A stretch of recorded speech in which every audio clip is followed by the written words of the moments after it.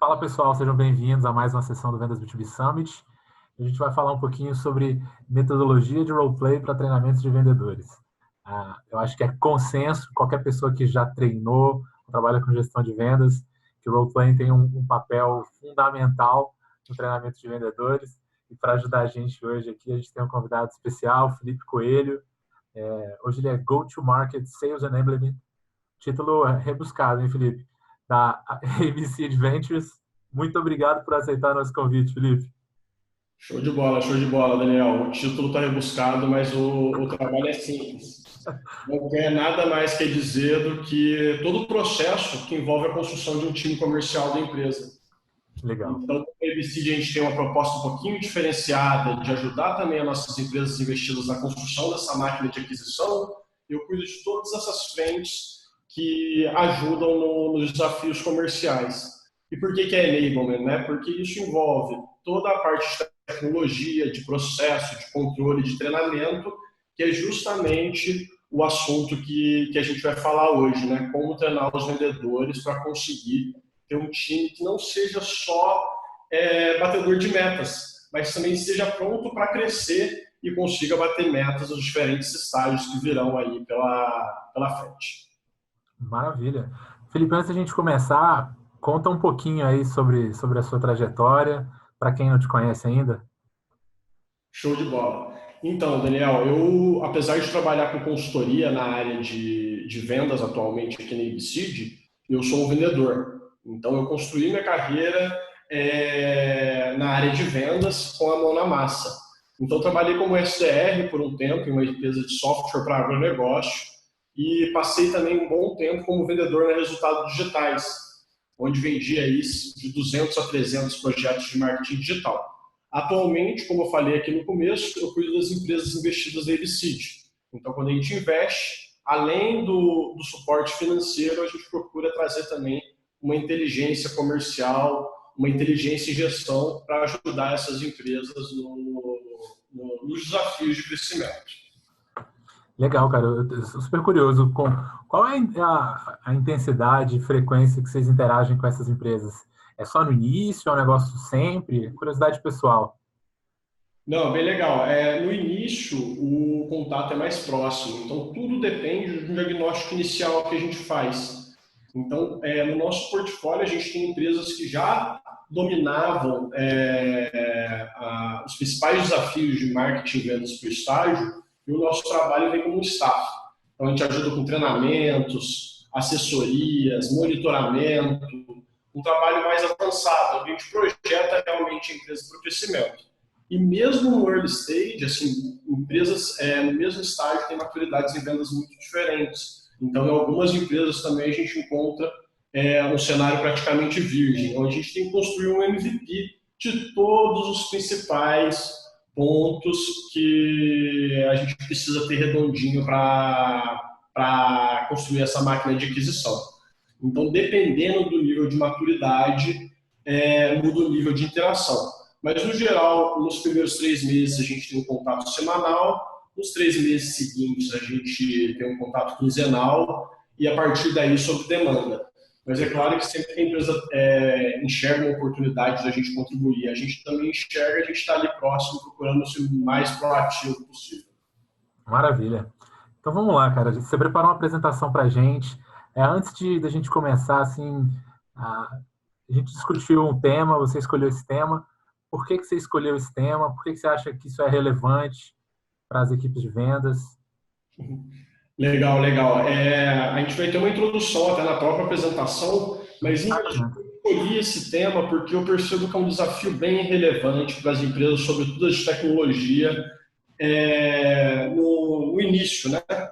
Principalmente naquela transição onde os founders estão parando de vender, construindo o time de tecnologia e seguindo esse processo sem uma metodologia específica. Então, fazendo aquele treinamento sob demanda. Então, o cenário early stage de uma startup, ele traz várias oportunidades de treinamento, várias possibilidades de aprendizado, e eu escolhi esse tema para mostrar como que pode ser simples se a gente traz uma metodologia eficiente. em contraste justamente com o que eu vejo que vem sendo feito, que é o treinamento realmente sob demanda, extremamente personalizado, né? Cada vendedor, na sua dificuldade, o gestor fazendo esse desenvolvimento. E aí um processo que, não preciso nem dizer, não é nem um pouco escalável e não vai durar muito tempo. Consegue ver? Então, o título da palestra é Como Treinar Seus Vendedores, e a gente traz como subtópico uma metodologia de treinamento e de roleplay. E aqui, Daniel, a gente tem o primeiro ponto, que é por que investir. E aí eu já trago uma conclusão baseada nas análises que eu fiz nas empresas que eu acompanho e na experiência em vendas, onde eu afirmo que o acompanhamento semanal e estruturado é o que mais pode ajudar um novo vendedor no rampeamento. Então, o que eu quero trazer aqui é que se você tem um processo, uma cadência de contato com o seu vendedor focado no desenvolvimento e uma metodologia específica focada em alguns pontos de melhoria, nos pontos que ele precisa melhorar, se você como gestor consegue garantir isso, provavelmente é a ação que vai ter maior correlação com a meta no final do mês. E aí a gente tem as justificativas, por que de fazer isso e por que isso acontece. Certo? Então, o primeiro ponto aqui é que quando a gente tem o primeiro, o segundo vendedor, a gente começa a realizar os treinamentos. E com base nas dificuldades, a gente faz aquele treinamento que é sob demanda. Ele é caro em qual aspecto? Você fala, poxa, Felipe, mas sou eu que dou o treinamento para os primeiros vendedores, eu não pago nada, né? Eu sou o founder. Ele é caro porque ele despende muito tempo.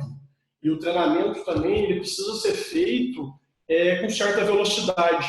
Então, quando a gente fala que ele é caro no early stage, é sobretudo porque o tempo do founder, nesse momento, ele é muito valioso.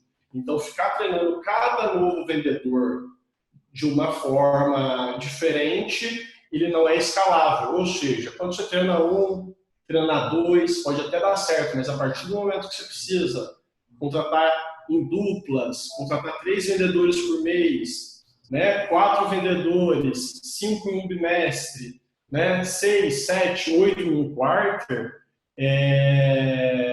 o tempo vai ficando mais escasso. E aí, a falta de padronização, a falta de dados, a falta de informações, ela é uma oportunidade perdida. Então, o rampeamento, Daniel, a possibilidade do vendedor entregar o número total de contas no menor tempo possível, vai impactar muito o fluxo de caixa de uma startup, principalmente no modelo SaaS. Então, cuidar desse rampeamento desde o começo, ter um processo estruturado, não é só treinar o vendedor, mas é economizar dinheiro e também garantir, de certa forma, a viabilidade da área, da operação de inbound ou não. Felipe, o que você já viu em termos assim, de operações que têm um treinamento bem feito, conseguem reduzir de quanto para quanto tempo de rampeamento? Nas experiências que você já teve? Tudo isso,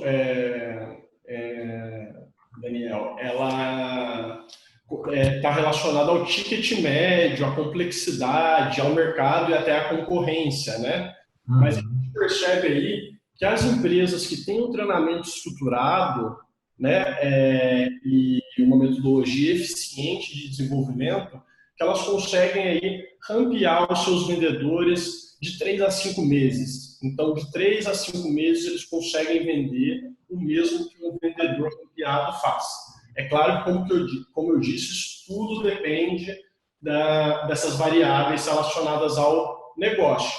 Mas um aspecto legal para a gente trazer aqui é que um vendedor que bate 80%, 85% da meta, ao longo do ano ele deixa um buraco relevante ali na operação.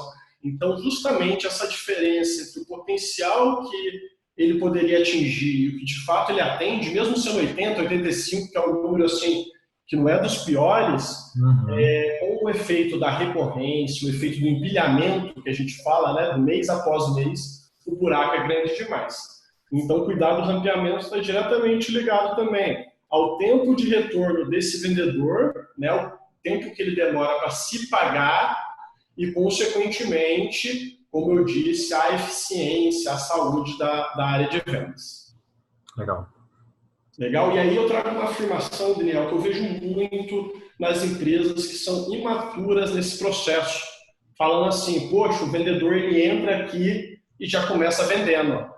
Então já chega ali uma oportunidade, eu já mando para ele e falo que ele aprender na marra. Então o que eu queria trazer, Daniel, é que com base nas análises, nas empresas que eu encontrei, começar a vender é mais bonito no discurso do que eficiente. Por quê?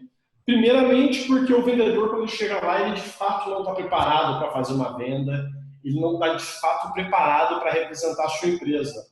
Então você tem duas possibilidades, ou entregar uma oportunidade para ele e correr o risco dele perder essa oportunidade, o que não é legal, porque a empresa poderia vender para esse lead, ou se não também um outro cenário, que é quando o vendedor ele pega essa oportunidade, né, e ela não tem a qualidade o suficiente, que é muito comum, né? Você começa vendendo, mas aí o gestor vai lá e separa para você oportunidades menos qualificadas. Então não é um treino de verdade, não é um treino que ele vai encontrar no dia a dia. É óbvio que treinar com oportunidades reais é fundamental, mas talvez não seja a primeira ação de treinamento de vendas que a gente vai fazer. Então, começar vendendo não é uma boa ideia. O roleplay, né, o acompanhamento semanal, em um acompanhamento semanal, você tem a possibilidade de simular as principais objeções, simular, inclusive, um cliente mais difícil do que você encontra no dia a dia. Então, quando ele pega um cliente de verdade, ele já está mais confiante e capaz de fazer aquela venda, de fazer aquela conversão. Então, começar vendendo perto de um roleplay estruturado e com cadência não é a melhor opção. Cara, uma coisa que surgiu em algumas conversas que a gente teve aqui no evento, com o Jaco Van der Kooi, com o Sandro Magaldi, do meu sucesso.com, que o vendedor brasileiro ele é muito amador. Né? Acho que a gente até concorda, às vezes a gente bater um papo sobre isso. A gente treina muito pouco, a gente é muito pouco preparado, né? E o Magaldi contou que ele entrevistou o Phelps, o treinador do Phelps, e ele estava comparando o nível de preparação de um atleta profissional de ponta com o nível de preparação dos vendedores. Fica com vergonha quando a gente percebe o quão amador nós somos, como a gente dedica pouquíssimo tempo para se preparar, para treinar, como a gente joga, a gente entra no campo sem treino nenhum, né? Então, assim, isso é muito importante que você está falando. Só queria reforçar e a gente ter essa consciência. Tipo, se a gente quiser ser um vendedor profissional, né? Talvez, se a gente olhar para os atletas, a gente consegue fazer uma comparação com o nível de preparação que eles têm, a gente percebe o tanto que a gente está mal preparado. Com certeza, com certeza. Eu sou ex-atleta também e eu trago muito dessa rotina de treinamento para a própria rotina quando eu treino os vendedores e gestores. Um ponto que você levantou do Phelps, que é extremamente relevante, está diretamente ligado ao roleplay. Até uma passagem, quando li um artigo do técnico dele, ele falava do treinamento mental do atleta. Então, onde ele já havia simulado que, por exemplo, entrava água no óculos dele, mesmo assim ele ganhava a prova. Uma situação que aconteceu depois e que ele conseguiu manter a tranquilidade. Então, ter um roleplay estruturado e semanal é basicamente a mesma lógica, Daniel. Se você vai lá e faz com o seu vendedor, tem argumentos válidos para aquela argumentação. Poxa, quando o cliente fala que está sem tempo, quando o cliente fala que está sem dinheiro, como você contorna? Quando o cliente fala que aquilo lá não é uma prioridade, quando de fato o seu vendedor encontra o cliente nessa situação, o potencial cliente nessa situação, ele já viveu aquilo ali, ele já exercitou aquela argumentação. Então, ele basicamente não precisa pensar no que fazer, porque ele já internalizou que quando a objeção é relacionada a investimento, ele tem ali X cases, ele tem determinada argumentação que ele já viu que é relevante, ele consegue trabalhar o contorno, né, daquela objeção de forma mais natural. Então, trabalhar com roleplay nada mais do que um treino para que quando você for jogar, para quando você for encontrar a situação real, você consiga contorná-la de maneira automática, sem precisar ali pensar, nossa, o que eu preciso fazer? Nossa, e agora? É mais para você encarar e falar, poxa, eu já treinei isso, eu sei o que eu preciso falar. E agir ali no joguinho de ação e reação praticamente automático. E assim, as situações mais difíceis que a gente encontra como vendedor, muitas vezes são muito repetíveis, assim, né? As Exato. objeções são sempre as mesmas, né? A maioria são as mesmas, as dificuldades são as mesmas, e a gente, mesmo assim, historicamente, a gente se prepara pouco para enfrentar. Exatamente, exatamente. Eu costumo falar até com as empresas que a gente acompanha aqui e até na nossa avaliação, assim, de 90% a 95% das objeções já estão mapeadas e a gente já sabe isso de cor. Então, dificilmente foge daquilo, só numa venda mais complexa, num caso que às vezes até foge do perfil do seu cliente ideal, porque quando a gente trabalha com SaaS, a gente busca essa padronização, inclusive, da proposta de valor.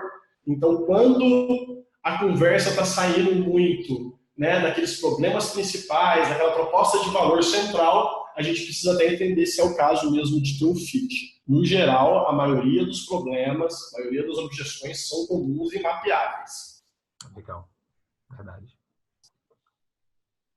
Show. O outro ponto que eu trago, Daniel, é o coachability, que é uma palavra que vem sendo muito usada, principalmente nos treinamentos de vendas, que é aquela habilidade de você conseguir não só aprender, mas aplicar também o que você aprendeu.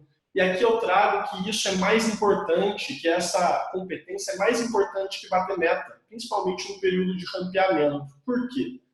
Porque atualmente a gente tem ali o ranqueamento numa suposição que dure 4 meses. Né? E o novo vendedor, o novo sales rep, precisa vender ali dentro daqueles 4 meses, supondo que 16 contas. E aí a gente tem um cenário, uma suposição do sales rep que bateu 12 contas. E a gente está no terceiro, supondo no terceiro mês, né? E a gente tem que optar, será que a gente desliga ou será que a gente efetiva esse vendedor? Tomar decisão com base exclusivamente na meta, Daniel, pode não ser muito inteligente. E olha que eu sou daquele tipo de gestor de vendas que briga para ter um alinhamento inicial e para cortar a cabeça do vendedor que não bate meta o mais cedo possível, pelo bem do time comercial, desde que isso tenha uma correlação com a performance do time. Então, o que a gente enxerga muitas vezes é que por algum ajuste, por algum detalhe, por a falta de algum treinamento ou de inteligência emocional, o vendedor não conseguiu bater aquele número que a gente estabeleceu. E aí a gente avalia qual que é a habilidade desse vendedor de virar esse jogo, de ouvir o nosso treinamento e conseguir aplicar. Quando a gente tem um roleplay estruturado, a gente consegue passar algumas tarefas e acompanhar o desenvolvimento. Então, a gente tem um cenário diferente, é muito diferente o vendedor que não bate meta no rampeamento e não tem essa habilidade de aprendizado, que tem uma dificuldade ali de aplicar, de fazer de executar as nossas orientações, né? E aquele vendedor que talvez tenha tropeçado, que tem um ponto de ajuste, mas que tem demonstrado uma aptidão em fazer essas aplicações. Então, se ele tem essa força de vontade, se ele aprende rápido e consegue aplicar, é um caso onde eu acredito que vale a pena apostar mais nesse vendedor. Ao contrário, né, daquele vendedor que não aprende, que você orienta e não percebe o desenvolvimento. Então, quando você tem um roleplay estruturado, metrificado, baseado em dados, você consegue tomar uma decisão embasada em relação à efetivação ou à demissão, o que é uma dificuldade das empresas hoje, porque essa decisão tem que ser tomada o mais cedo possível. Então, ter dados, né, ter mais argumentos, ajuda ali a não demitir e perder um potencial bom vendedor e nem segurar um vendedor também que não vai conseguir aprender o que a gente vai passar e, sobretudo, replicar as nossas orientações. Esse termo virou consenso no mercado, né? Desde o do livro do Robert, que posso falar com qualquer pessoa e sempre vai estar numa das primeiras critérios desde seleção, né? Vai até antes, né, Felipe? As pessoas já tentam captar isso desde da seleção, porque realmente no contexto atual, onde a gente está falando de inside sales, que é uma profissão nova no Brasil, a gente não tem profissionais formados, né?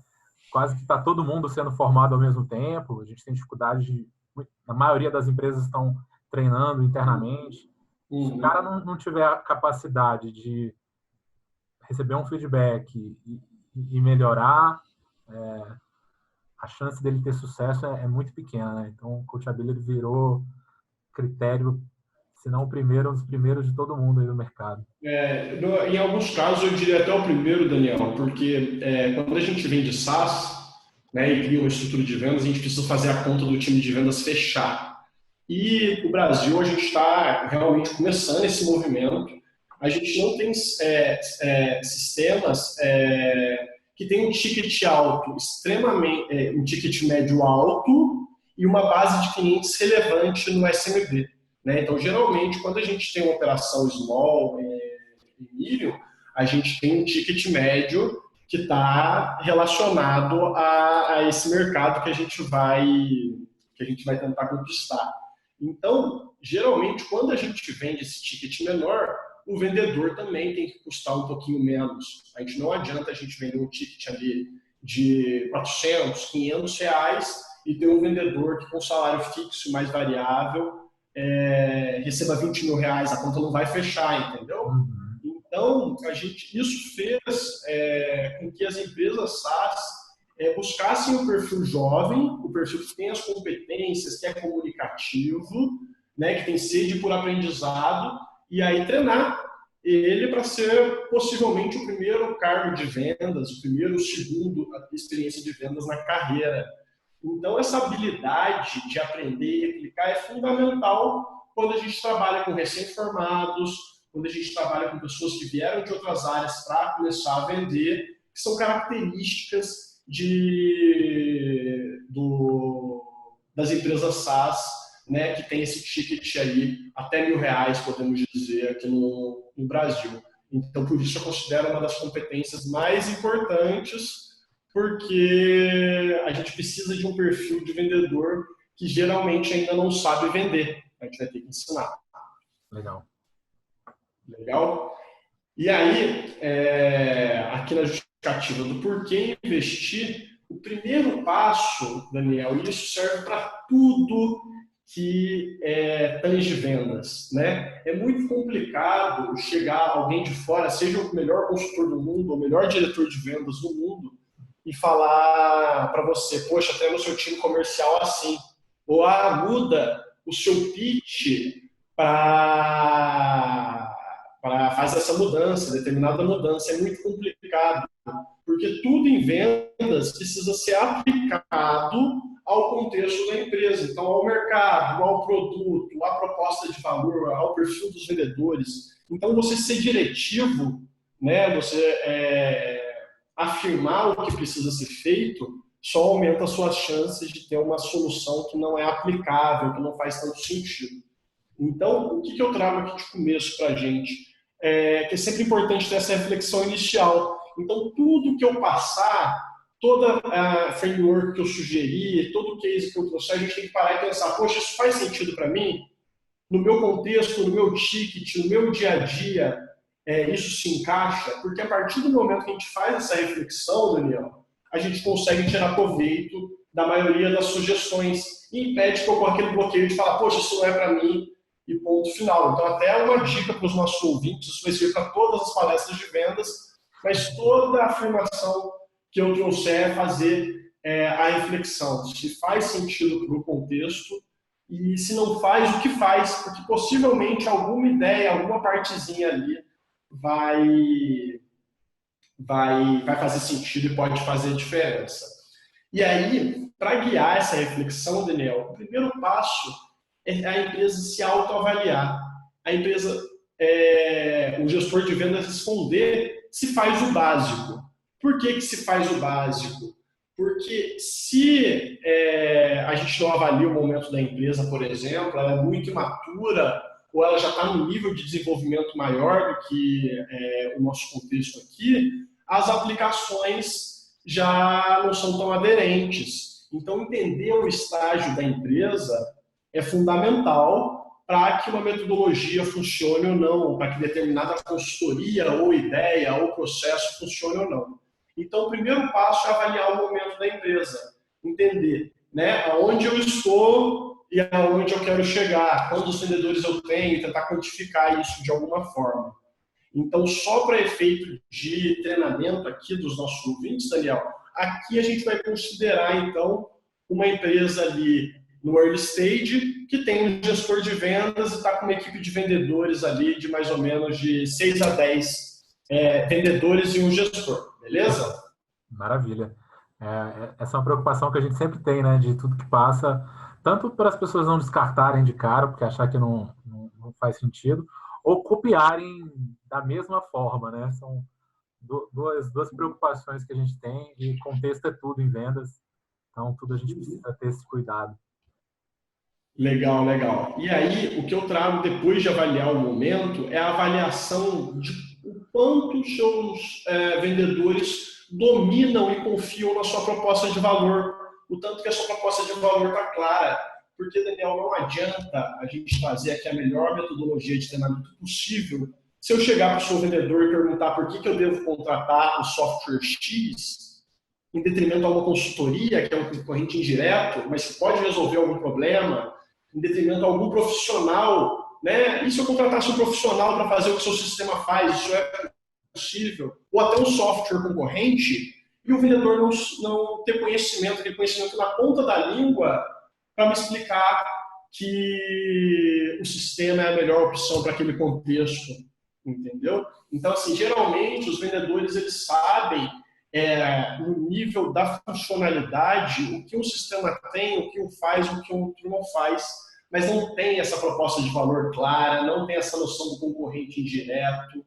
E aí, todo o treinamento que vem na sequência, ele fica ineficiente, porque dominar a proposta de valor é o que vem antes, é o básico. O treinamento vem depois, que se tem esse domínio, e não só o domínio, a confiança e muita energia, acreditar muito realmente nessa proposta de valor, porque isso vai ser transmitido para o cliente na hora da call, na hora da visita, na hora da reunião. Então, temos que fazer essa reflexão. O tanto que a minha proposta, o tanto que os meus vendedores acreditam, confiam e dominam essa proposta de valor. Legal.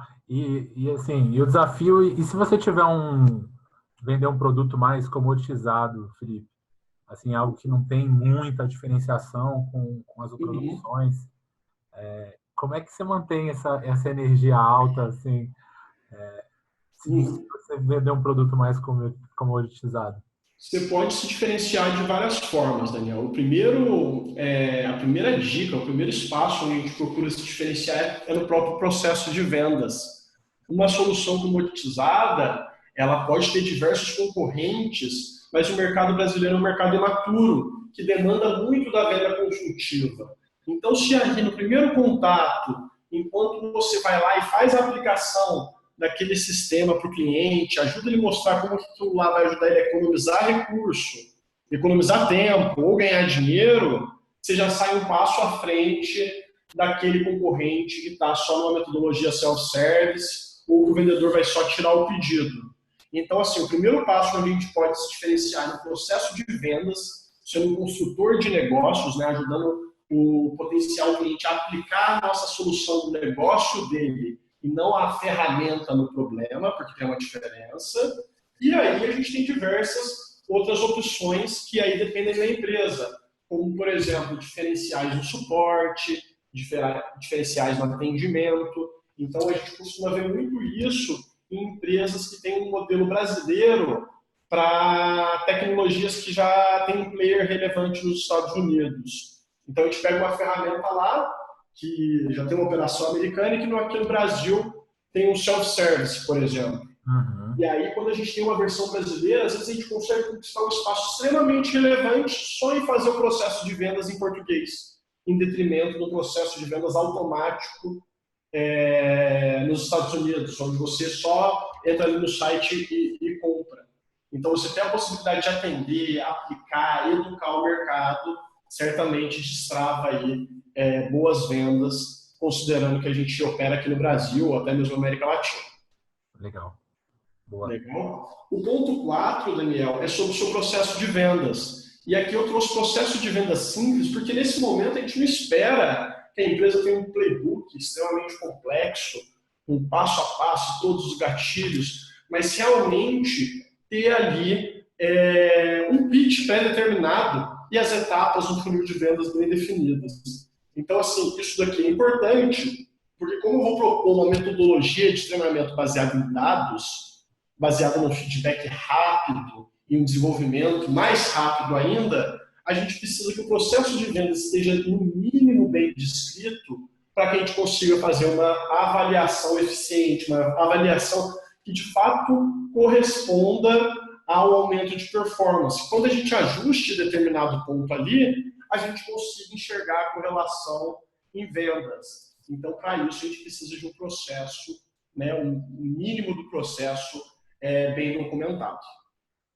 Legal. A gente durante o evento, a gente falou muito sobre processo, sobre playbook, mas concordo contigo. Às vezes, no início, a gente não precisa ter nada muito sofisticado, né? Uhum. Etapas bem definidas, minimamente o que você precisa fazer em cada uma das etapas.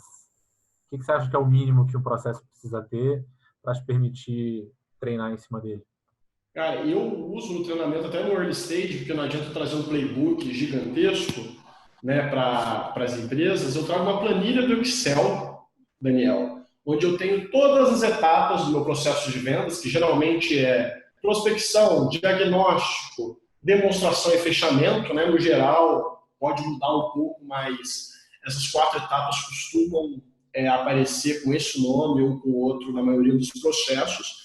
E aí a gente deixa bem determinado quais são as perguntas em cada uma dessas etapas e quais são os critérios, os gatilhos para você passar uma oportunidade de uma etapa para outra. Então vira realmente uma aba. Essas perguntas elas não são para ser seguidas como um roteiro, como um checklist, mas para a pessoa treinar, para ela saber que para fazer um diagnóstico eficiente de uma ferramenta que vai medir a performance em vendas, ela precisa perguntar quantos vendedores tem no time, como que é a meta, como que é calculada a meta, entendeu? Qual que é o ticket médio. Então, é uma série de perguntas que vão te ajudar no rampeamento e para a consulta. Mais uma vez, Daniel, é uma planilha, é uma aba ali simples e que não deve ser usada de forma automatizada, de forma robotizada, mas um material para consulta.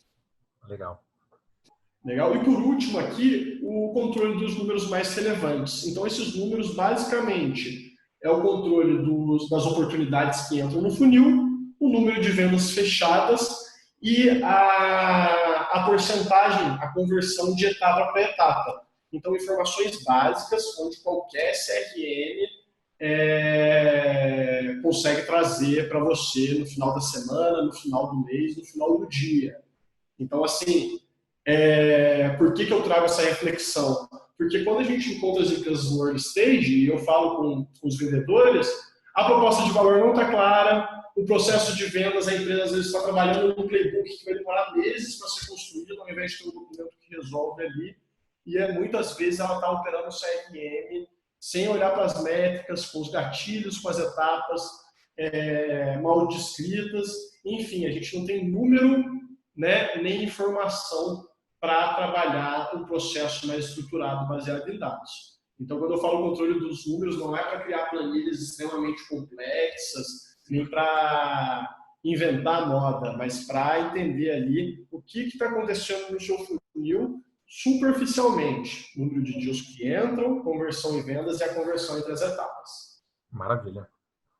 Legal? E aí, entrando agora, Daniel, uma vez que a gente foi lá e fez essa reflexão aqui, né? E aí eu percebi, poxa, eu estou naquele momento, justamente ali, de 6 a 10 vendedores, um gestor, tem uma proposta de valor clara, né? Todos os meus vendedores sabem os diferenciais do nosso sistema e da nossa proposta de valor. Eu tenho um processo de vendas documentado, aquela planilha ali com as etapas e os gatilhos, e eu controlo o meu CRM. Eu olho no CRM quinzenalmente, mensalmente, quando bate ou não bate a meta, eu olho o número dos meus vendedores. Tendo tudo isso preparado, a gente pode seguir para a metodologia de treinamento. Então, uma vez que esse básico foi feito, como que eu posso fazer os meus novos vendedores venderem ali o total da meta o mais rápido possível e também para que os meus vendedores antigos que não estão vendendo o máximo possível, para que eles consigam chegar ali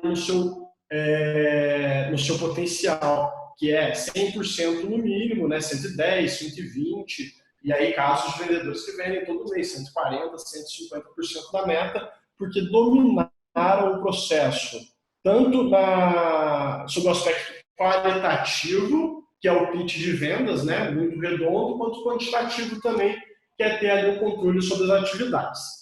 E aí vem o primeiro passo já de como que a gente começa a nossa metodologia de treinamento.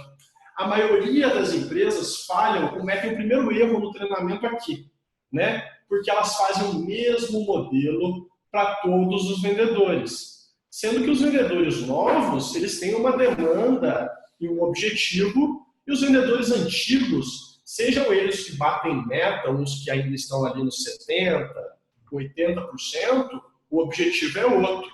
Então, a primeira coisa que a gente precisa fazer é separar o time sobre os objetivos, né? Então, ver os que precisam dominar o básico, aqueles que estão em rampeamento, e os que são mais experientes, né? Os vendedores que já estão ali há um tempinho com a gente.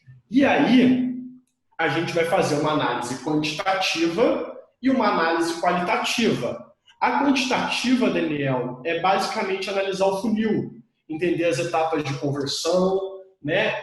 Entender a performance desse vendedor.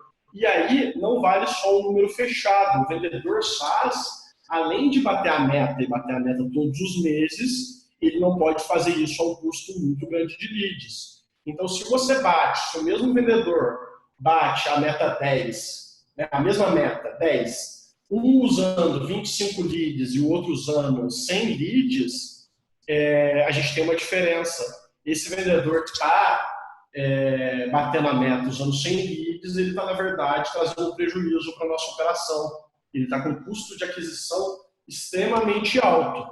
Então, a gente tem que olhar o funil e fazer com que ele venda os mesmos 10, só que ali dentro do benchmark, que seria 40, 50 oportunidades para a gente ter uma taxa de 20% a 25% de conversão. Então, quando a gente separa os básicos, os experientes, a gente analisa quantitativamente, olhando no funil, e qualitativamente, ouvindo as ligações. E para ouvir essas ligações, a gente tem dois formatos. O primeiro que eu gosto mais, que é sentar do lado, tá sempre ali ouvindo as ligações, porque você consegue dar até um feedback em tempo real, ajudar de não esperar o vendedor ter um fracasso para agir, ou se não, ouvir as ligações, ouvir as calls. E aí tem uma série de ferramentas que o vendedor ele vai lá, opera ali, faz a gestão do dia a dia dele normalmente, e depois você pega algumas ligações aleatórias para escutar e entender se aquele vendedor está fazendo um bom trabalho, tem um bom pitch, tem uma boa argumentação e identificar os pontos de melhoria. Legal. Não, bacana.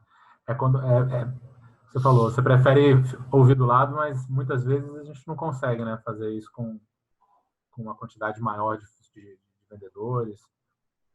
As operações que eu conheço que gravam ligações, né, e utilizam elas para fazer coaching em cima, é transformacional, né? A diferença de evolução que eu sinto é muito, muito grande, né? Essa questão de poder gravar, ou estar do lado quando possível, né? E dar feedbacks é fundamental, né? Com certeza, com certeza. Um ou outro tem que fazer, né, Daniel? Ou escutar a call, ou acompanhar a ligação. E aí o gestor de vendas, eu sempre tenho esse questionamento, fala, poxa, mas eu tenho 8 vendedores, são 8 horas, 8 ligações que eu vou ter que escutar ali semanalmente. E eu trago para ele que essa ação sobre as análises que a gente tem feito é o que mais tem correlação com a meta. A primeira coisa que eu pergunto é: você está batendo a meta? Então, se ele não está batendo, possivelmente é uma ação que ele vai conseguir ali impactar. Então, dá trabalho, é árduo, é um trabalho que não é um trabalho de objetivo a curto prazo, mas é um trabalho que vai te levar mais próximo do seu objetivo. É um trabalho onde a gente consegue verificar se existe correlação com a performance. Então, que realmente precisa dessa etapa para escutar, para a gente conseguir ser efetivo no plano de ação. Nessa linha, eu lembro do Marco Roberto falando que ele achava que o termo gestor de vendas o título deveria mudar para ser coach de vendas, porque realmente, como você falou, né, é a principal atividade de um gestor, né, tá ali desenvolvendo o time, fazendo isso. Não tem desculpa que não tem tempo, né, porque se tiver, tá gastando tempo com atividades menos prioritárias. Com certeza. Essa desculpa, eu não consigo imaginar nada mais importante para um gestor de vendas do que fazer esse coaching com os vendedores. A não ser que ele esteja batendo a meta, estourando a meta, e aí contratação certamente consome muito, né? Também é muito importante, consome muito tempo. Mas se não está batendo a meta, na minha opinião, a atividade mais relevante que devia ter o horário ali fechado e sagrado. Maravilha. E aí, quando a gente faz essa análise, Daniel, a quantitativa e analisa os números, e a qualitativa e avalia o pitch do vendedor, a gente separa eles em dois grupos, como eu falei ali no título.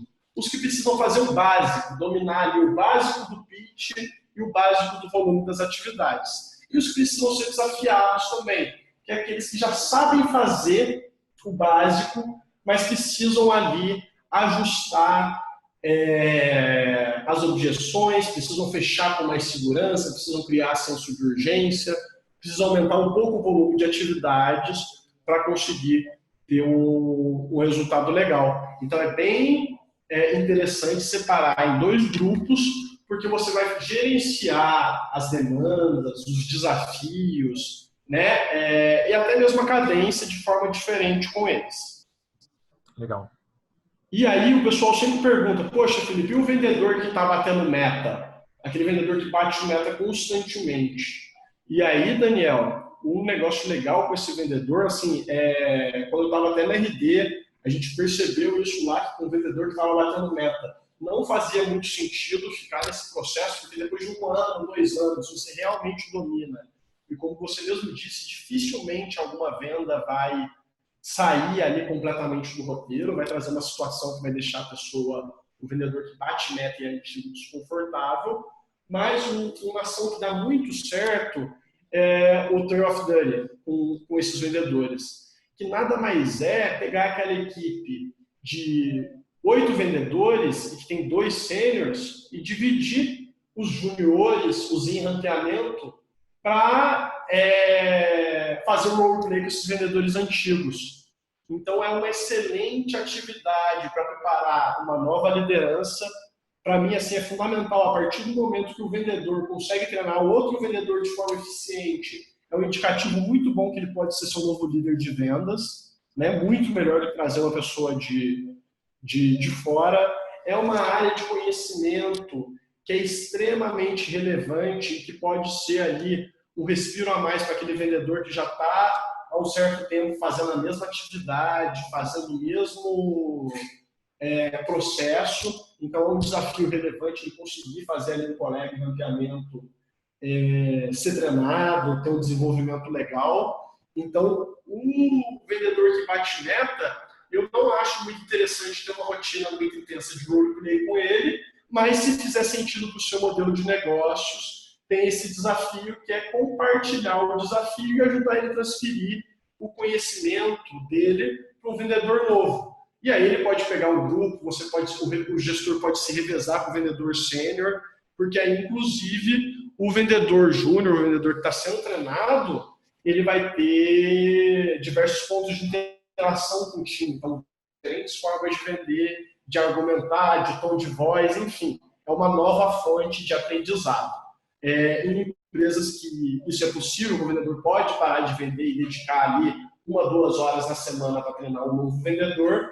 Isso tem se mostrado muito legal, como eu disse, não só para a empresa, mas principalmente para aquele vendedor que às vezes pode estar um pouquinho cansado da rotina, um pouquinho desmotivado com o mesmo processo de vendas todos os dias. Legal. E vocês ajustam a meta desse cara mais experiente? Não. É um plus. É um plus. É um plus. A não ser que ele esteja sendo treinado já para ser gestor, já com uma data bem definida, e aí você vai dar atividades para ele, Numa transição, né? Isso, um processo de transição. Mas, no geral, para o vendedor que quer fazer isso, que já bate a meta, seria mais um combinado para desenvolvimento mútuo, né? O desenvolvimento dele e o desenvolvimento da empresa também. Às vezes, falando assim, pode soar, poxa, mas o vendedor já tem que vender e vai dar mais uma tarefa para ele, mas na prática, Daniel, isso o resultado foi completamente diferente. Os vendedores antigos que tinham essa oportunidade, os bons, eles abraçaram realmente esse projeto, abraçaram o desafio, conheciam a relevância e nem questionaram, porque sabia que isso era uma atividade. Ele pegaria ali no máximo 1 ou 2 vendedores. Então, preparando ele para... E preparava ele para crescer também, né, dentro da equipe. Com certeza, é um comprometimento com o objetivo da empresa. Legal. E aí, Daniel, a gente vai falar de Deal Flow, que é aquela análise quantitativa. Por que a gente tem que sempre olhar primeiro sobre um aspecto quantitativo? Porque não adianta você, né, que eu costumo falar, não adianta você usar spin selling, social selling, a técnica mais avançada de negociação, ter o melhor pitch do mundo, se o volume de atividades é insuficiente. Se você não coloca ali no seu pipe e não faz o número de ligações mínimas para bater a meta no final do mês. Entendeu? Então, não adianta você fazer essa análise se você não consegue... não adianta você fazer essa análise de pitch se você não consegue garantir o básico. Então, aqui atrás, né? Eu vi aqui que tem um errinho, que esse slide aqui, ele está igual ao primeiro. Mas, basicamente, a ideia é que se você tem um plano numérico para ser alcançado ali no final do mês, né? Você aumenta muito as suas chances de atingir a meta. Então, na prática, se a sua meta é 16 contas e você percebe que a maioria dos negócios fecham no final do mês, qual que é o número de negócios mínimos que você tem que fechar na primeira semana, na segunda? Se você está no dia 15 do mês, quantas novas oportunidades você precisa no seu funil para fechar aquelas contas que faltam? Então, uma análise do funil sempre de trás para frente, né? Vendo ali o número de demonstrações que se correlacionam em venda, o número de diagnósticos que você precisa fazer para gerar uma venda e até mesmo o número de oportunidades que entram para a gente fechar 1, 2 ou 3 vendas, são fundamentais para a gente saber se precisa de um volume maior de atividades. E aí que está aquela questão do plano. Uma vez que você identifica isso, você pode desafiar o seu vendedor. Então, poxa, fulano, para bater essa meta, você precisa fazer aqui, fazer um diagnóstico por dia nesses 5 dias, porque com sua taxa de conversão, desses 5, semana que vem vão virar 2, que é o que falta. Então, o vendedor e o gestor, eles precisam entender como que o funil de cada um do time se comporta. Então, quantas oportunidades a gente precisa colocar no pipe, quantas oportunidades a gente precisa fazer o diagnóstico e fazer uma demonstração para gerar uma venda. E aí a gente consegue ter um pouquinho mais de controle sobre os negócios que entram e que saem. Legal, né? Lembrei daquela analogia que a gente fez no início com o atleta, né? No mesmo exemplo do Phelps, que ele sabia exatamente quantas braçadas ele precisava dar para bater os recordes que ele precisava, né? Então, com certeza. Atleta também é outro que costumam ter os números de uma forma muito clara, né? E aqui é muito legal que a gente desafia o vendedor que fala, poxa, você tem a possibilidade de ter um negócio dentro de outro negócio, né? Você tem que construir um plano para alcançar aquela meta de 12, 14. Então, você conhecer esses números nada mais é do que desenvolver aquela habilidade que a gente fala que é o ownership, que é você ter aquela visão de dono do negócio, de dono do seu resultado. Então, é basicamente aquilo. Se você tem um plano para atingir determinado resultado, inquestionavelmente você aumenta as suas chances de alcançá-lo. Você sabe o que você precisa fazer diariamente, semanalmente, para que no final do mês você alcance aquele número. Então, ter esse conhecimento das atividades ele é fundamental, porque, como eu disse, não adianta ter um pitch redondo se as atividades são insuficientes. Deixa eu te fazer uma pergunta, Felipe. Assim, das empresas que você já trabalhou e interage hoje, geralmente o problema maior está onde?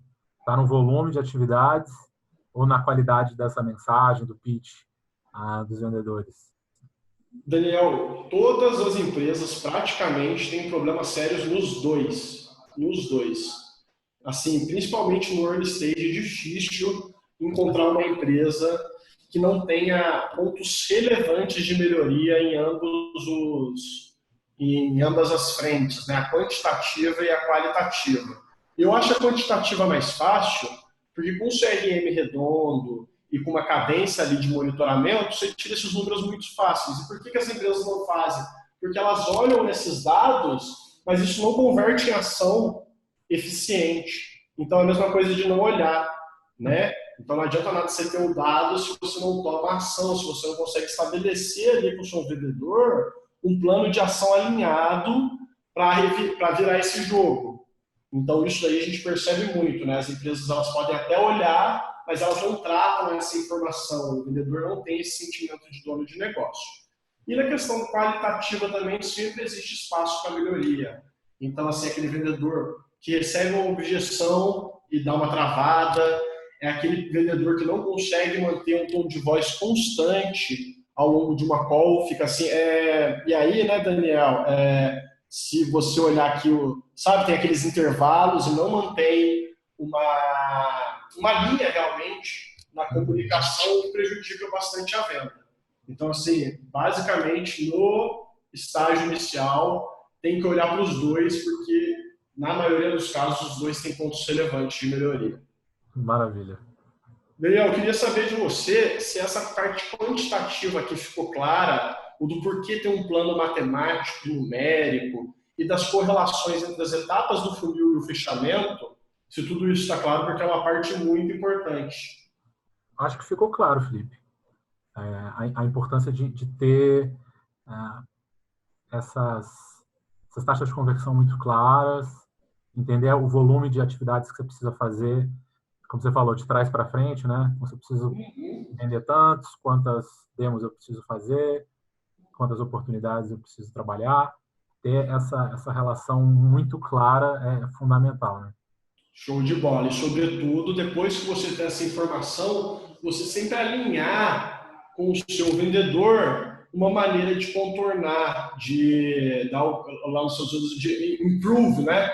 De aumentar aquele resultado, que é algo que está no controle diário ali.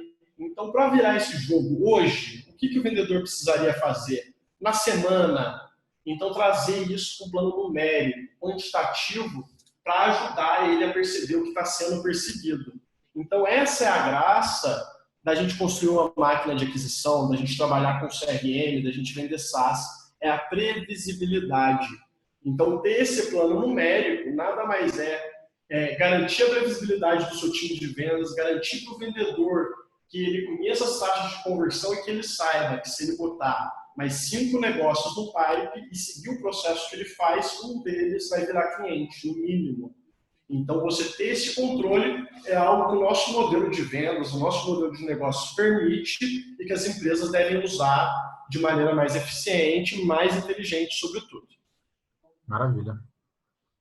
E aí, Daniel, a gente vem para o roleplay, que é a cereja do bolo, que é o ponto que, como eu disse, que eu acredito que faz mais diferença, porque a atividade ela é quantitativa, ela é um número. Então, uma vez que você imprime um ritmo, que você força a realização das atividades, claro, mantendo a qualidade, você tem aquele resultado no final do processo. O roleplay, ele é um pouquinho mais complicado. Como eu falei, ele é um projeto, são ações que que não têm resultado de curto prazo, mas que vão trabalhar naquela esfera quantitativa, tem um potencial, qualitativa, desculpa, tem um potencial de desenvolver um vendedor semanalmente, e que o vendedor também tem uma impressão de desenvolvimento bem grande, porque ele percebe ali semana a semana ele melhorando.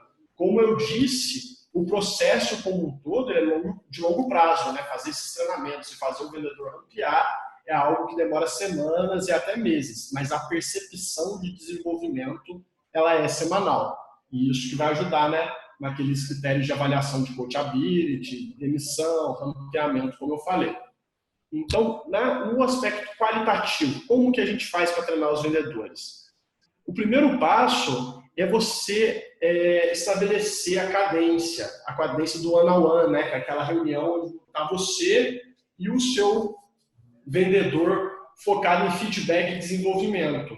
E aí a gente separa que ela deve ser no semanal para os vendedores que estão em ranqueamento, que estão ali bem abaixo da meta, e quinzenal para aqueles vendedores que estão ali nos 70%, 80%. É claro que tudo depende do seu momento e de como que está o tempo do gestor. Se ele puder fazer semanal com todo mundo e fizer sentido, ótimo. Mas no mínimo quinzenal. E o mais importante aqui, Daniel, é a valorização do horário.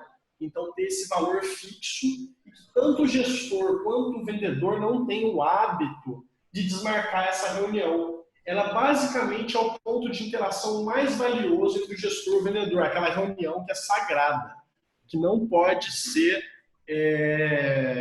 mudada, que a gente só deixa de fazer ali no último caso, porque, como eu disse, é uma das ações dos processos que vão ter maior correlação com a meta. Então, poucas coisas vão ser mais importantes para o gestor, para o vendedor, do que dedicar aquela horinha ali para se desenvolver. Mas, Felipe, isso no dia a dia de vendas eu já vi milhões de reuniões dessas sendo desmarcadas porque tem que atender um cliente. O vendedor tem essa... É que ele tem, mas eu vejo utilizando muito essa desculpa, né? De utilizar o cliente para pular isso aí. Como é que faz esse shift de mindset de uma forma mais profunda? Como é que... Cara, então, isso daí está diretamente ligado, que nem eu falei, com a performance do vendedor. E eu acho que é legal analisar caso a caso. Isso nunca vou falar para a gente fazer treinamento ao invés de vender. Né? Se tem um cliente ali querendo comprar e o vendedor, não, vou fazer treinamento. Não, vai lá e vende para o cliente, né? Garante ali a meta. Mas entender o contexto. Aquela reunião, de fato, é para fechar negócio. Quando ela foi agendada, o vendedor não sabia que ele tinha um roleplay nesse horário, era impossível marcar no outro horário. Poxa, o vendedor traz e fala, poxa, Felipe, era impossível, o único horário que o cara tinha para trazer o decisor e eu fui usar. Então, eu, como gestor, vi que ele tomou a decisão mais inteligente e como nosso objetivo em comum é bater a meta, tá tudo ok. Agora, a partir do momento que eu percebo que o vendedor está negligenciando o roleplay para fazer atividade de prospecção, por exemplo, ou porque não deu volume no dia anterior, precisa correr atrás do número, já é um ponto de atenção. Porque se o gestor de vendas, que é um dos mais ocupados, dedicou 1 hora para treinar o vendedor, é bem complicado esse cenário onde o vendedor não tem essa hora para fazer outra atividade. Então, resumindo, se é para trazer a conta, tudo bem, o gestor flexibiliza. Mas se fica recorrente, se não é para trazer a conta, e se é para corrigir um eventual problema de volume, porque fez corpo mole, não bateu as atividades nos dias anteriores, vale uma avaliação mais de perto, porque, como eu disse, é a ação que mais vai trazer ganho de performance. Maravilha. Outra dica que a gente dá, Daniel, é que as sessões sejam curtas e objetivas. Então, se você tem um feedback longo para dar para o cliente, para o vendedor, se você quer conversar sobre outro assunto, que tenha outro momento, mas que essa sessão de treinamento ela seja objetiva em fazer o roleplay, chegar e fazer, e aplicar o feedback se for do formato e ponto final. que não se misture muito os objetivos da reunião.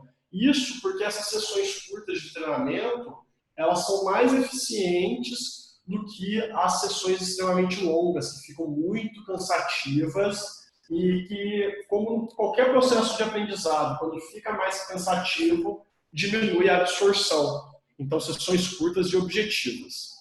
Quando você fala curta, está falando meia hora? Isso. Geralmente meia hora, o suficiente para você simular uma etapa do processo, ou até mesmo o processo inteiro, focado em alguns pontos, que é mais ou menos o que dura uma call ali no inbound, né? Legal. E aí você tem dois formatos, ou fazer a simulação da venda, e aí você escolhe o processo, né? A gente vai fazer uma avaliação, um diagnóstico, ou não, vamos simular uma demonstração de solução aqui. E aí você traz o contexto, né? Você traz ali quem é o cliente, qual que é o caso para o vendedor se preparar, ou você pode fazer também uma inversão, que vem dado muito certo nos meus testes aqui, Daniel, que é quando eu simulo que eu sou o vendedor, ao invés de eu simular que sou o cliente, e o vendedor traz para mim as principais objeções que eu encontro, que ele encontra no dia a dia. E olha para você ver como que é interessante, Daniel. Atualmente aqui, no nosso portfólio, a gente tem uma startup de Sales Tools, uma de RP para agronegócio, uma plataforma de CDE, negócios completamente diferentes. Mas quando eu simulo o vendedor e um cliente me traz a objeção, mesmo sem eu dominar o negócio, como as objeções são relativamente as mesmas, né? ROI, prioridade, tempo, dinheiro, autonomia, eles jogam a objeção e eu consigo contornar elas sem ser um pleno conhecedor do modelo de negócios, mostrando como a inversão, né, o papel do treinador como vendedor, pode trazer um ganho no que se refere a contorno de objeções, a tom de voz, que é a experiência de vendas em si. Então, mesmo que você não conheça a fundo o processo, fazer esse exercício tem se mostrado bem eficiente. Excelente. Eu confesso que eu não tinha visto ainda essa abordagem, mas acho que foi sensacional, acho que faz muito sentido. É bem legal. Com um gestor de vendas, então, dedicado à empresa fundamental. Geralmente, esse gestor de vendas, esse founder, seja ele um founder ou não até, ele conhece o processo muito bem, conhece a maioria dos casos. Então, quando o vendedor vai lá e traz uma objeção e ele contorna, ele mostra segurança, além de ser um ponto de treinamento, é um ponto de confiança também que se gera no time. Tem se mostrado, como eu falei, uma prática bem interessante. Muito legal. Aqui em Caps Look, em negrito, né? Não só em negrito, tá o que faz toda a diferença, o que traz o processo de roleplay do processo rudimentar para um processo mais profissional. Então, a maioria das empresas faz roleplays, faz as simulações, mas a diferença são esses 3 pontos aqui. Primeiro, que o feedback não é rápido, né? Então se espera muito para se dar esse feedback, se escuta a ligação ao invés de se dar no outro dia. E quando você faz o roleplay, é legal que no final ali da simulação você já traga esses pontos.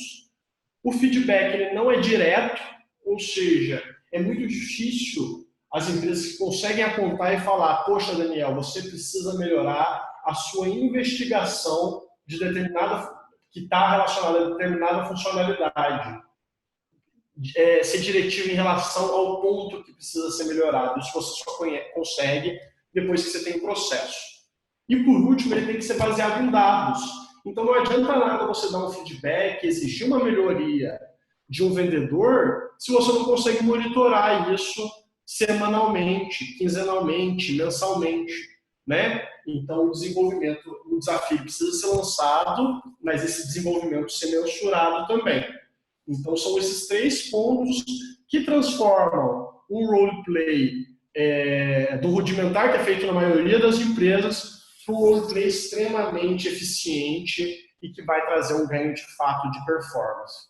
Então, recapitulando, o feedback rápido, porque ele geralmente ocorre ali no final da ligação, ele é direto, porque com a metodologia você aponta qual é a etapa que precisa melhorar, qual que é a argumentação que ele precisa melhorar, quais são os pontos, né, que devem ser trabalhados, e ele é baseado em dados, porque a gente procura trazer uma visão quantitativa, mesmo para o pitch, para a argumentação, que é algo qualitativo, que eu vou mostrar um pouquinho mais para frente. Então, esses pontos aqui são os que diferem um roleplay eficiente de um roleplay por si só. E essa questão de ser baseado em dados acho legal, porque receber feedback, nem sempre as pessoas conseguem receber da melhor forma possível, né? Mas quando você tira a subjetividade do feedback, né? A gente está olhando aqui em taxas de conversão entre etapas, fica tudo mais... Acho que as pessoas ficam mais também receptivas, né, a esses feedbacks. Exatamente, que é justamente o último ponto, Daniel. Você só vai conseguir o desenvolvimento se esse desenvolvimento estiver alinhado com o vendedor. Então, o vendedor ele precisa acreditar que ele precisa melhorar, ele precisa achar ele precisa ter certeza que o que você falou faz sentido, que melhorando aquele volume de atividades ou contornando melhor aquela objeção, ele vai bater a meta no final do mês. Então, não adianta o roleplay ser um processo direcionado que vem de cima para baixo. Ele precisa ser uma via de mão dupla. E o vendedor precisa estar assim, de peito aberto para receber aquele feedback e para correr atrás do plano de ação.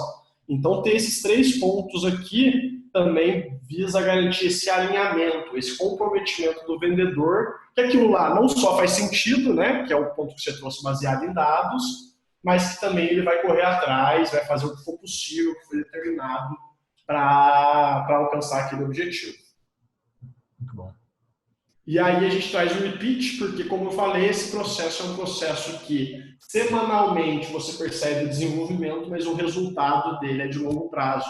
Então, fui lá, dei o feedback, Daniel, você precisa melhorar o seu diagnóstico, você precisa levantar alguns pontos que gerem o aqui com a sua oportunidade. Então, um ponto onde ele perceba que a situação dele atual é uma situação que ele desperdiça recursos, porque o processo que ele faz manualmente pode ser feito de forma automática, é um processo que ele deixa de ganhar dinheiro, pois a nossa ferramenta está diretamente ligado a trabalhar melhor as oportunidades comerciais, ou gerar mais oportunidades, e você precisa acertar isso.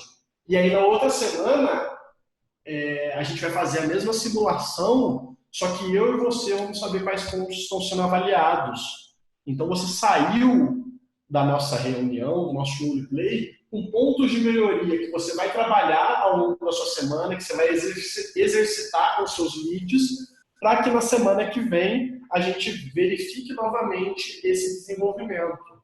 Então, por isso o feedback rápido, porque o feedback depois da ligação, quando o vendedor for fazer o feedback depois do roleplay, quando o vendedor faz a próxima ligação, ele já está mais treinado, ele já sabe que ele precisa investigar aquele ponto. Então, antes de você fazer a validação da aderência, se ele aprendeu ou não, ele já está aplicando aquilo com as oportunidades diárias dele. Maravilha. Show de bola. Legal? Então, repetir sempre, roleplay no mínimo quinzenal, se possível semanal. E aí, é muito legal que nesse roleplay, Daniel, a gente trabalha com os 3 principais medos. Isso daqui foi principalmente o que eu percebi quando eu treino com os vendedores das empresas investidas. E até na RD, quando eu ajudava a treinar os vendedores novos ali. A gente percebe que os vendedores têm muito medo de fazer apresentações, alguns vendedores, né? Ir lá apresentar a solução, e não é medo de ir lá, ligar e compartilhar a tela, mas de fazer a apresentação, Daniel, vai falar, tá vendo essa funcionalidade aqui? Com base no diagnóstico que a gente fez, essa funcionalidade vai te ajudar assim, assim, assim, a resolver aquele problema e captar essa validação do cliente, se fez sentido para ele, se ele se enxergou utilizando aquilo. Então, o vendedor, geralmente, ele faz aquela demonstração que é padrão, aquela demonstração da ferramenta de funcionalidade por funcionalidade. Sendo que aqui a gente quer uma apresentação que envolva o cliente, né? Que tire ele da zona de conforto, que seja provocativa, que coloque a pulga atrás da orelha. E a gente percebe que o vendedor tem um pouco de dificuldade, tem um pouco de medo de inovar no processo, de ser mais arejado, de ser irreverente. Então, é um ponto que a gente sempre trabalha no roleplay, né? A apresentação, a demonstração, conectada sempre com problemas que ele levantou no diagnóstico. Certo? Esse é um dos três principais medos que devem ser trabalhados no roleplay. O segundo é pedir pelo fechamento. Então, o vendedor foi lá, fez o diagnóstico, fez a solução, a demonstração, o cliente comprou, mas precisa daquele empurrãozinho final. Isso acontece muito, Daniel. Às vezes você vai lá, faz o diagnóstico, faz uma boa demo, mas o lead está com inúmeros problemas. Né? Aquele cara aí, uma empresa que é o CEO, mas cuida também de uma diretoria, e aí está com problema, está procurando investimento, e aí realmente você precisa mostrar para ele que aquele projeto precisa começar o quanto antes, que aquilo lá faz sentido, só que o vendedor tem medo de se impor, de pedir esse fechamento, né? Então, à medida que você tem um roleplay que você treina, você faz o processo e você treina, você induz o seu vendedor a pedir um fechamento para você, e você fala que não vai fechar, ele pediu de outra forma, essa repetição faz com que quando ele encontrar um cliente real, pedir fechamento não seja um empecilho, né, que ele consiga fazer isso de forma mais natural. Desculpe.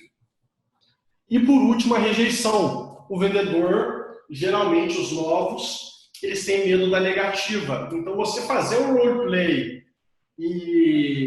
onde você simula diversas objeções e falar que não faz sentido, que não, e o vendedor pedir para avançar e você dar a negativa numa simulação, faz com que ele treine e conheça diversos caminhos para contornar essa rejeição e perca o medo e perceba que o não, ele é contornável. E se o não é contornável, porque aquele cliente, aquela oportunidade não é para ser seu cliente. Então, quando você treina esses três aspectos, o não, a pedida para fechamento e a apresentação irreverente, a apresentação envolvente, quando o seu vendedor for treinar, for fazer isso com o mercado, for fazer isso com as oportunidades, a chance dele dominar esses três pontos que são extremamente delicados, elas sem dúvidas aumentam bastante. Porque, como a gente falou, o cérebro dele já está acostumado, ele já fez aquele processo várias vezes. Não, sensacional. Realmente, esses três pontos são os pontos mais complicados mesmo. Mas é o que você falou, né? É o que a gente está falando desde o início, né? Quanto mais você treina, mais você está preparado para saber o que fazer cada uma dessas situações. Sendo cansativo aqui com a analogia com o esporte. É isso que os caras fazem, eles treinam pra caralho. Na hora que tem que bater o pênalti, na hora que tem que fazer a jogada decisiva, no último arremesso, o cara sabe o que precisa fazer, né? Isso vem de treino atrás de treino.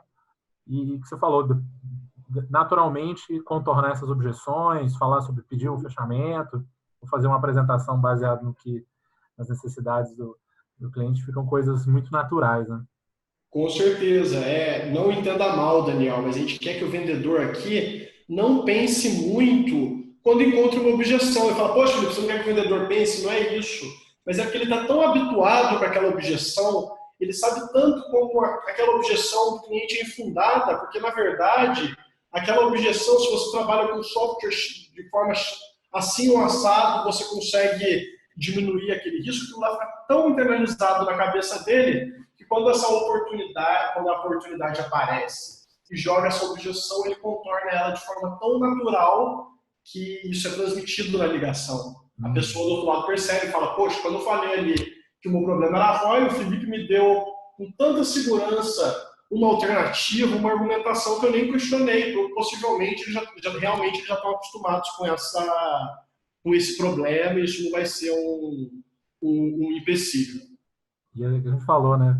Um vendedor nunca pode ficar surpreso porque o potencial cliente falou que estava caro ou que queria um desconto. Isso porque todo mundo vai falar sempre, né? Tem que estar só achar bom já, esperar esse momento. Tem que achar bom e falar, poxa, ainda bem que ele falou isso, porque agora eu vou ter oportunidade de contornar ele o contrário. Então, esses são os principais pontos, os aspectos qualitativos que podem ser trabalhados e analisados mais de perto na hora do treinamento através do roleplay. Então, como eu falei também, Daniel, não adianta você fazer essa análise qualitativa, né, dar o feedback rápido e direto, se você não consegue monitorar. Então é sempre legal, e aqui tem mais um diferencial do roleplay rudimentar, do roleplay profissional, que é você usar um check-up, né, uma lista dos pontos que são fundamentais para aquela etapa, e aí quantificar aquilo e ver se o vendedor se desenvolveu. Então eu peguei para efeito de exemplo aqui uma da etapa de solução. Então olha o item 1, baseie a apresentação do sistema nas funcionalidades que vão resolver os problemas relevantes do cliente, que é justamente aquele medo lá de fazer a apresentação. Qual que é a nota que eu dou para o vendedor no roleplay nesse aspecto? Oferece benefícios, solução da implicação que motiva o cliente a comprar de forma convincente e persuasiva, né? Explica o passo a passo para contratar a ferramenta, conecta o cliente com cases relacionados, cases bons, que tem a ver com o negócio, fala dos serviços, dos diferenciais, né? Envia uma proposta que resolve o cronograma e data de validade. Então, esses itens aqui, Daniel, ele muda de negócio para negócio, né? De etapa para etapa, do que você determina como importante. O que é fundamental é que você tenha ali alguns pontos para falar para o seu vendedor: olha, Daniel, você não levantou os 3 pontos do diagnóstico, o valor desse quesito é 2, ganhou 1, esse é o ponto que eu quero que você trabalhe para a próxima reunião. E na próxima reunião o Daniel sabe que precisa fazer aquele item naquela etapa de forma mais eficiente, com mais qualidade. Então, não se prenda ao exemplo aqui. Se bem que se você olhar o item, ele é aplicável basicamente para qualquer ferramenta. Mas crie o seu próprio negócio, o que é fundamental em cada etapa, e comece a usar essas fichinhas de avaliação para guiar o desenvolvimento dos seus vendedores. O feedback fica muito objetivo, né, quando você trata dessa forma, né? Fica muito objetivo. Basicamente, você tratar de forma quantitativa o que é qualitativo, né? Tentar trazer número porque não é exato. Muito legal. Legal? E aí essa avaliação ela vem para fechar realmente o roleplay e para trazer o principal ponto de diferença, né? Que, como eu falei, é trazer esse critério de objetividade, esse comprometimento com a atividade, né? E proporcionar um desenvolvimento acelerado para o vendedor. Então, juntando, né, o feedback rápido, direto e baseando ele em dados, que eu vejo que é uma dificuldade usando uma ficha parecida com essa, você consegue transformar o seu roleplay de uma atividade secundária, que a gente faz mais por fazer, sem um critério claro de sucesso, em uma das atividades mais relevantes quando o assunto é performance. Muito, muito bacana, Felipe. Acho que ninguém tem mais desculpas para não fazer, porque realmente a forma que você trouxe para a gente ficou muito claro o como fazer. E aí eu trouxe um recap, que é um apanhado das principais ideias, que assim, se fosse resumir toda a apresentação em um só slide, eu traria esse, né? Que é basicamente, não adianta a gente pensar em desenvolvimento, em metodologia de roleplay, se a gente não faz o básico bem feito, que é aquela questão da proposta de valor, de um processo, o MVP do processo bem desenhado e de um controle mínimo do funil de vendas. Então, esse é o primeiro passo. A gente deu um check nesse passo, ter um plano numérico, a avaliação quantitativa, entender quantos negócios precisam entrar para a gente fazer X vendas e como que o nosso funil se comporta. Mais uma vez, quantas demonstrações eu faço para gerar uma venda, quantos diagnósticos eu faço para gerar uma venda, para a gente ter controle numérico do que a gente precisa fazer. Cadência de roleplay, então valorizar o roleplay, tratar ele como uma atividade extremamente relevante e, se possível, fazer ele semanalmente naquele processo que eu apresentei. E o mais importante, fazer todo esse processo com um controle numérico para a gente monitorar o desenvolvimento, mas, sobretudo, para a gente ter um alinhamento, Daniel. E aí que eu concluo a apresentação. O mais importante, né, para a gente conseguir desenvolver e treinar um vendedor é o alinhamento, é o vendedor entender que aquele desenvolvimento faz sentido e ir atrás, né, e sentir que faz parte da empresa e correr atrás daquele objetivo que foi levantado. apenas com esse alinhamento a gente consegue uma metodologia de treinamento eficiente, porque não adianta a gente fazer isso, como eu disse, se for diretivo, se for de baixo para cima, se o vendedor não entender o porquê da dinâmica. Em contrapartida, se ele entende, a sua empresa vai alcançar resultados inimagináveis. Maravilha, Felipe. Sensacional, cara. Muito bacana. Como eu falei, acho que primeiro isso aqui é dor de todo mundo, né? De todo mundo que tem equipe de vendas. Acho que vai ajudar muito o pessoal que está vendo a gente. E também zero desculpas para não fazer mais, porque o passo a passo, o caminho está pronto aqui. Muitíssimo obrigado, velho, pelo seu tempo, compartilhar isso com a gente. Me diz uma coisa, vocês na Decide, vocês só fazem trabalho com as empresas investidas ou vocês também ajudam outras empresas em outros formatos? Como funciona? Não, não. A nossa proposta de valor aqui em marketing, vendas e CS é exclusivamente para as empresas investidas.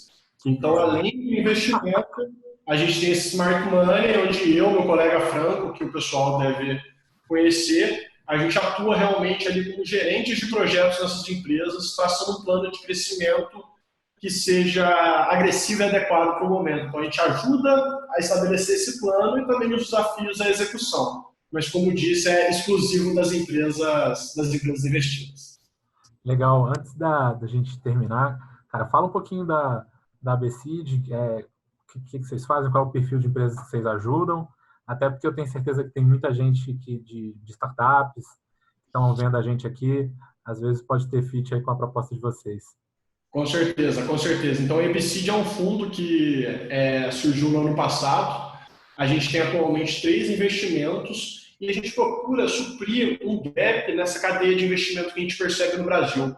Então, a gente percebe que existe uma disponibilidade de capital anjo, né? Que é aquele investimento, o primeiro investimento da startup, que não é muito estruturado, que é apenas a transferência de dinheiro, e que a gente tem alguns players relevantes na série A, onde a gente já espera uma receita recorrente e uma máquina de aquisição já um pouquinho mais azeitada. Então, a gente entra nesse estágio justamente para ajudar a empresa a construir essa máquina de aquisição e chegar ali nos 100, 150, 200 mil reais de receita recorrente.